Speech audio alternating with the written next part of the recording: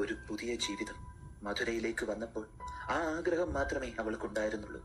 കയ്യിലൊരു ധനവുമില്ല എന്ന് അവൻ അവളോട് പറഞ്ഞപ്പോൾ നിസ്സഹായനായ തന്റെ ഭർത്താവിന് നേരെ വിലമതിക്കാനാകാത്ത തന്റെ ചിലമ്പുകളിൽ ഒരെണ്ണം അവൾ വെച്ചു നീട്ടി. എന്നാൽ ഒരു നരാധമന്റെ ചതിപ്രയോഗത്തിലൂടെ ആ ചിലമ്പ് മഹാറാണിയുടെ മോഷണം പോയ ചിലമ്പാക്കി തീർത്ത് കള്ളനെന്ന് മുദ്ര കുത്തിയ അവനെ പാണ്ഡ്യമന്നൻ നിഷ്കരുണം കൊന്നുകളഞ്ഞു.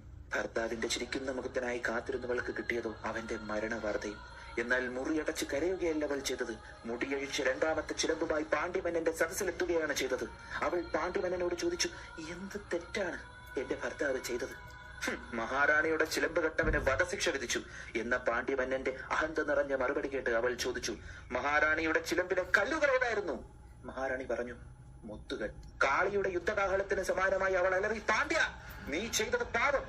അടിമയും മത്സരം ചെയ്യാൻ പാടില്ലാത്ത പാപം, ആണ്ടവനും അറക്കനും ചെയ്യാൻ പാടില്ലാത്ത പാപം. ഇതിന് നീ അനുഭവിക്കും.